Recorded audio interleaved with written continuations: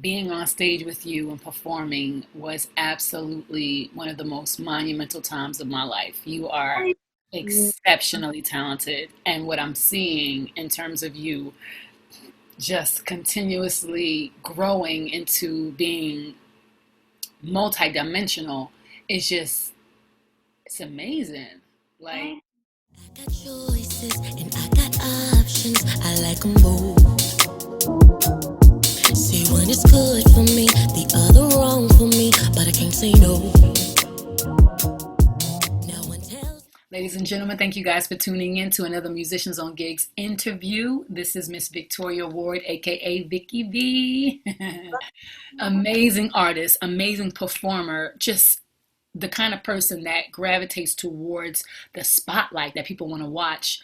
And I've been in awe of her in the audience as well as on stage with her, just killing it. Our first performance together was in Morocco at the you. Epicurean, and it was one of those gigs. It's just like there's no fighting. Like you gotta own it. You got some gigs where it's like, hey, the Blow band, it on. but Mm-hmm. then you got some gigs where it's like the artist and the band. And Mm-hmm. that kind of gig will allow you to really feel like you put together your own show Oh, if you baby, know how to yes. carry it. It wasn't my cup of tea personally. Like my mom was on Thailand and getting the hell out of Yeah, Africa uh-huh. personally, but to see, But you still rock. You still rock. I did. I actually I got fired from that gig. Real talk. And y'all know me on my channel. I don't hold nothing back. First gig I ever got fired from, and I couldn't be happier because it's the For me, truth. on your face, you was like, child, listen, I can focus now on figuring out what I'm going to do with my life. And it's crazy. Like, I mean, you have to be real and honest with yourself and not afraid. Don't be afraid. And I mean, don't be afraid to share. Like you said, if you make a mistake on the keys, you want to have that so that the world can see your growth. Mm-hmm. At, when your heart isn't in something, you need to go. And so Yeah. for me, I had just got deported. I got deported a little while ago from Thailand because I didn't have a work visa, and I did too many visa runs, and my luck ran out. So Mm-hmm. I wanted so bad to get back over to Asia, and it came through the opportunity of getting booked. I would have stayed and finished that gig, no doubt, but it wasn't, the stars aligned for me to not have to pay for anything to get back to where I wanted to be. And in the interim, Victoria was able to keep that, to take that gig to the finish line. I was able to get the hell up out of there and just kind of like make moves and organize what I wanted to do. And then the pandemic hit and I was back here any damn way. So the universe was like, nah, bitch, you need to go back for whatever reason. Right. But anyway, You I just said want you for yourself somehow. that's right. But it is what it is. Like you can, when you're fighting and you Mm-hmm. realize that the resistance is super strong, at Mm-hmm. some point you're gonna have to be like, all right, what's the message? And that's Yeah. what I had to do. The message was that I needed to get back over here to not only reestablish myself in the USA as well as reestablish a relationship with my family because Good. it was a long time since I actually reconnected with them and seen them for that matter. But today we will be asking Victoria a couple questions in reference to her experiences abroad, how the pandemic has affected her, what project she's working on, and what advice she has for artists. So if you guys are ready, without any further ado, I give you Vicky V. All right, Vicky V. All right, so I want to know, what projects are you currently working on? Well, right now for the last 4 days, I have been listening to my second album that we're about to put out. And I've been listening to every song. And I gotta hype myself up for a minute. Girl, listen, the first album, it was good, So I'm indie. I put my heart in it. I write all my music, arrange all my backgrounds, do all my backgrounds. It was just Wow. me and a producer, who's ever my engineer, and that's what it is. And so it's a vulnerable feeling to have everybody hear your ideas, hear only you, because if it's good, it's you, but if it's bad, it's only you. And so I was really proud of the first project, but this second project is, you can totally see and hear the growth, mature. lyrics, vocally, I'm better. Like it just is amazing. So for the last couple of days, the engineer he sent in the last couple of days, I just been listening over and over, just making sure I'm getting all my points in. So we're in the final stages of the second album being completed, and we're gonna release single by single. I don't want to do it all at once at this point because I feel like it's so good that I just want to kind of slowly brace y'all for this different energy that I'm giving.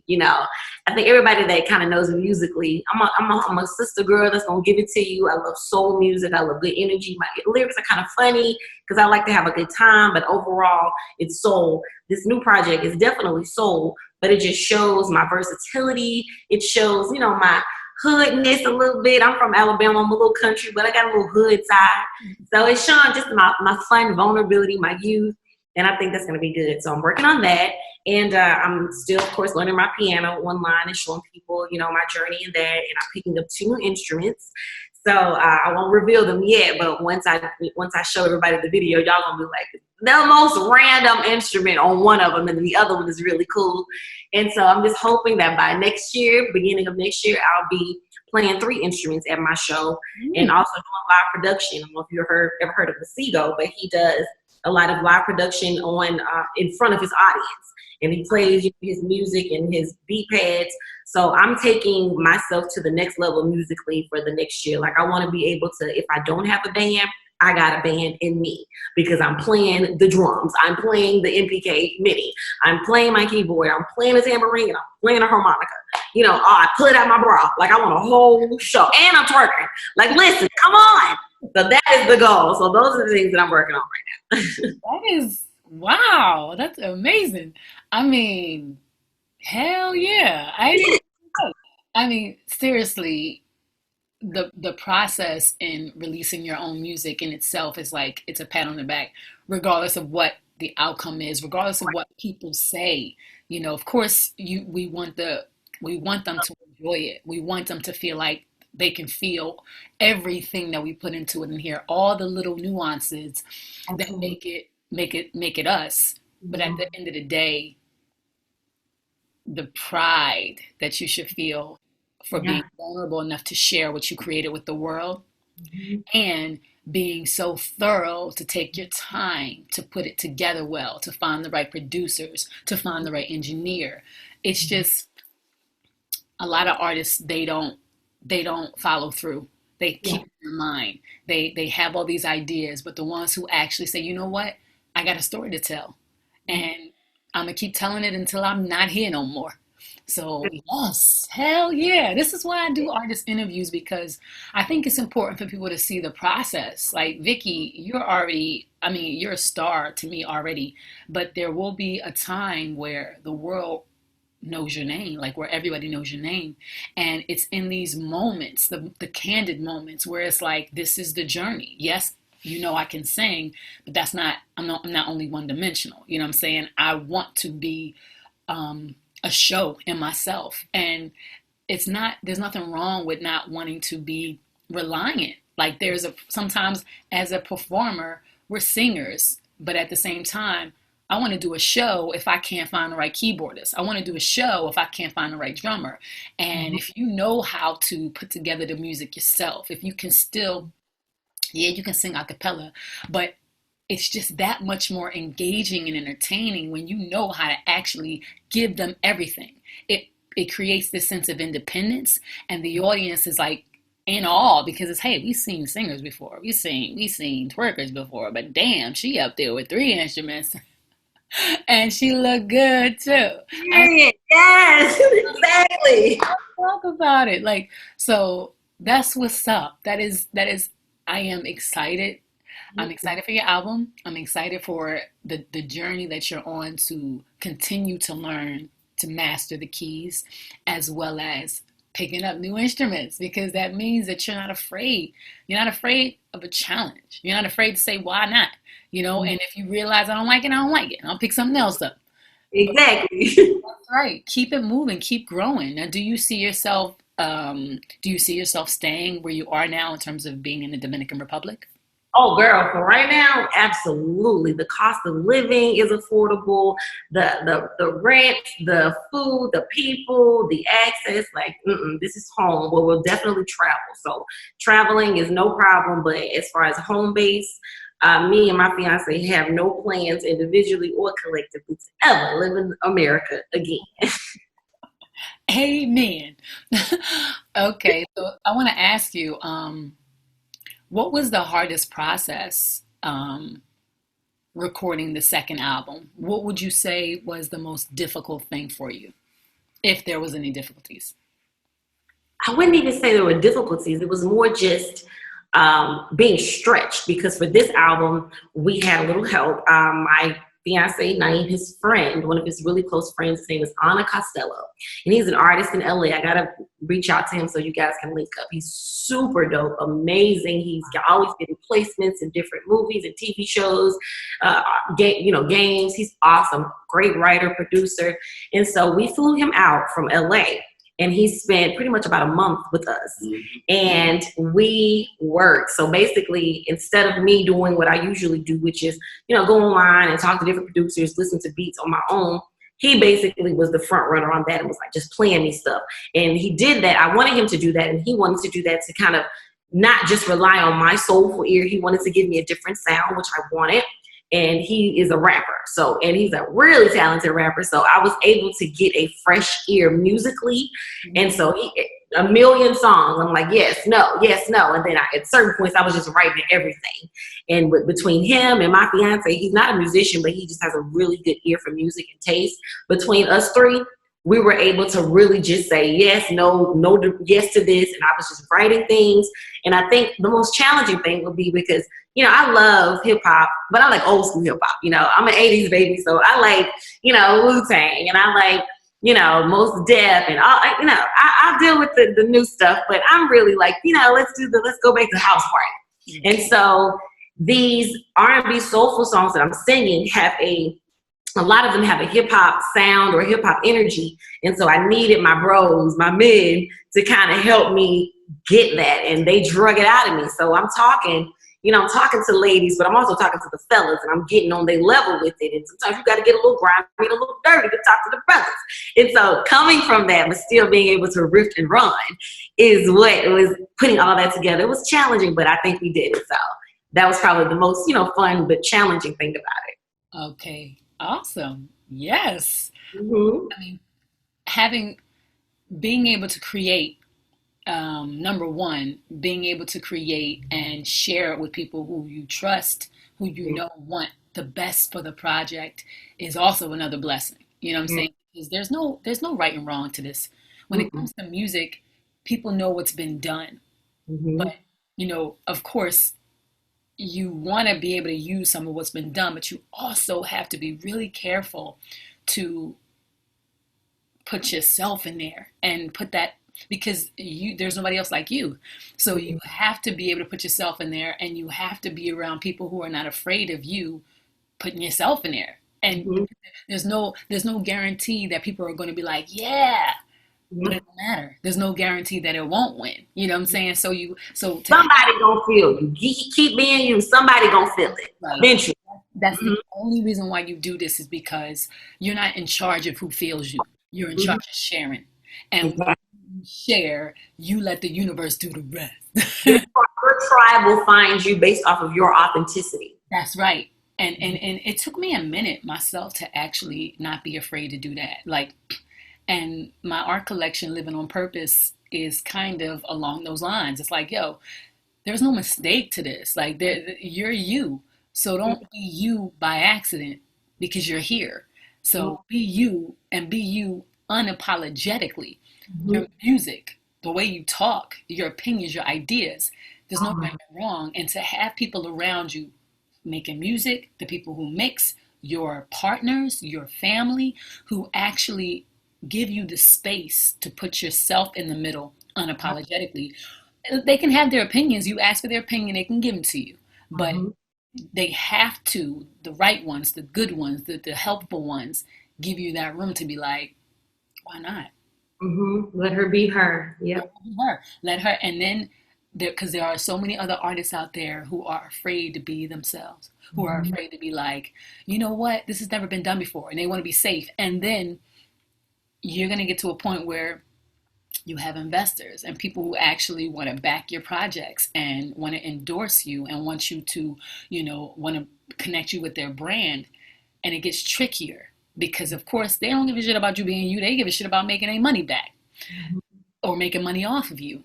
So you have to, right now, start developing a team of people who are not going to allow them to be like, hey, it's all about the money. So you're starting on the right foot. That's what I want to say. You have that where you have the room to be yourself and you're building up your value in terms of, your team and your value in terms of what you're bringing to the table. The more you bring to the table, the less control they have over you. The more leverage you have to say, oh, I'm not doing it. I'm not wearing that. I'm not singing it. I'm not singing it. I don't have to. Right? Okay. And this is where we usually fall off, is that journey of getting that, because in order to get that power, you gotta be independent. You gotta just kind of grind it yourself and pay for it yourself and push yourself. And that's where, if you're not serious about it and you're not seriously gonna do it, and for you, you're gonna lose it, because it gets frustrating. I don't care how successful people think I am as an indie artist and doing these things. It is so frustrating. It is so disheartening sometimes when you look at your money and it's like, I ain't had a show in a week or 2 weeks. Or, the confidence of you looking and scrolling on Instagram, comparing yourself to the talent of other people and the looks of other people and the budget that they have. Oh, and I do it. I got a couple people. I'm just like, oh my God, but then I have to say, no, my journey is my journey. And as long as I continue to do what I do, my blessing is going to come. It's going to be perfectly made, tailor-made just for me. And so, yeah. Well said. And if people remember that, like, can't nobody take what's meant for you. Even if the hard thing is convincing yourself that you got, to be patient while it's being what you want. You can't get there for real, what we really want on the inside. Of course, you might be like, I want that. But what you really need and really desire, especially people like us who are constantly trying to be better than we were yesterday, adding new skills, what you want, you can't attain until until you chisel yourself into that person. You can't. Ain't no skipping no levels. You cannot. And when it's right, it's attracted to you. You don't even have to work for it. And that's the part that we sometimes get. It gets hard to be patient because it means that we have to work, right? And it's also hard when we see other people's time, but we don't know what they put in to get to that level or to get that at that moment. So if we're independent and if you want to be able to say, this is how I want to build my life, then there's just some things that you ain't going to be indulging in, which means the wait might be a little longer. Keep on writing, keep on sharing, keep on growing, and the right investor, the right manager, the right label, the right whatever it is that you're looking for, even if it's just the offers coming in and you have all these choices, they'll be attracted to you because they are looking for you and you'll fit that mold. Now, my next question to you is, how has the pandemic helped you accomplish goals or hinder you from achieving them? No hindrance. It's been the most, I hate to say it because I know a lot of people have been affected. Most of us have been, even if it's as psychologically, mentally, emotionally, physically, but the pandemic has been slowing the world down and allowing me to not have to be on somebody's stage 5 nights a week or 6 nights a week like I've done. And because it takes a toll. People think that's glamorous. It's fun. Yeah, it's not a 9 to 5, but it's pretty much, it's more because a 9 to 5, you're sitting down in your cubicle, eating lunch, talking on the phone if you do. Only here, these little 4 or 5 hours, they are filled with dancing, sweating, singing, remembering lyrics, looking at the band, trying to figure out what they playing, and then talking to people, socializing in between. And then having the drink, be the entertainer on and off. So listen, sometimes the cubicle ain't that bad. But I think that ultimately the pandemic it put me in a position to be able to not have to worry about working so hard and just focus on working on being better, so that when it's time, when the world was going to open back up, I would have something to bring to it that was different. Because I've always wanted to play the piano since I was a little girl. I took lessons maybe twice, 2 or 3 times when I was like 6, and then my parents couldn't afford it anymore, so I stopped. I've always been able to play little things by ear, but never been able to just fully play. And so for the last 20 years, on and off, I would tell my musician friends, hey, I'm gonna learn. They say, yeah, okay, whatever. And that's really what it was, because I was so used to just doing covers and whatever. That's what paid the bills. But when the pandemic hit, I told Naeem, we were in Morocco in the apartment, and we were there for 9 months. But there was March, so February we got off stage, it was done. March, I said, okay, I don't know what this sickness is going on in the world, but just in case we go back on stage in about 2 or 3 months, I'm gonna get myself together on piano. And he was like, I think you should. And so around March, the first week of March, I was on my piano like 4 or 5 hours a day. I downloaded a piano note, and I used it for a couple months, and I was like, I'm just gonna learn what I want to learn. And that's kind of how I just did it, was just learning songs on YouTube. And I feel like the pandemic, I would not have been able to do what I did as fast as I did, being able to go from, 1 minute not knowing anything to being able to have my own band playing and holding down a gig on the keyboard and singing. I would not have been able to do that if the world had just been normally going around. I was living in LA or on stage. No, I was able to go to bed at 3 o'clock in the morning because I was up at 5 a.m. to 8 p.m. just on my piano. So in less than a year and 9 months, this is where it is. So I know for a fact it was because COVID, for sure. Yes, we have to put the disclaimer out there and be like, look, this is in no way diminishing the effect that COVID has had on a lot of people on the world. COVID. So I know, listen, I promise I don't wish COVID on nobody. I wish it never happened. I would have figured out a way to play piano some other way. But since it happened, I feel like I was able to take advantage of it healthily. It also shows what you do when you have lemons. It's like, of course, you would have loved to have some security and know, all right, well, this is exactly when things are going to start back up. I know I'll have money coming in. And the pandemic gave us none of that. So it determines your character, the action you take when you just have time to just be with your thoughts, be with your dreams, and kind of like you said, when it slows down, it's like, so what are you really doing? What have you been doing? Have you just been on the wheel trying to pay bills and take care of things and not really, and constantly putting off your real dreams until the most convenient time? So, Yeah. I mean, for me, the pandemic did not start off nice. Mhm. Mhm. It was not like, oh my God, the pandemic. No, because I created something. I started my own company in Thailand, and I started booking bands, and I got a taste of being an entrepreneur. I got a taste of actually, I want to have my own record label one day. I want to start to develop artists and kind of like be in a position to teach them how to manage their own empires, not just make money off of them. But I have to first be an example. I have to first perform my material, write it, produce it, put it out there, get myself a publishing deal, and just kind of like learn the ins and outs of how to do it the right way by doing it, not just reading a book or, watching somebody else's documentary about it, but actually learning how to do it so that I can teach other artists how to do it. And when I started my company and started booking artists, I learned about the business side of what we've always been doing. We jump on stage, people book us, and we perform, and we're in front. But when you're behind, and when you start seeing things from the agent's perspective, I understood, how important relationships are. How important relationships are with not only artists. Like for a decade and some change, I was all pro artist. Hey, I want this money. I want this kind of apartment. And if you got roaches, I ain't taking the gig. And if I ain't got like all these things, if I don't want to work with that singer or that rapper or that drummer, I don't like all of these demands, because it's like, hey, you want to book me? But the truth is, And I got options, I like them both.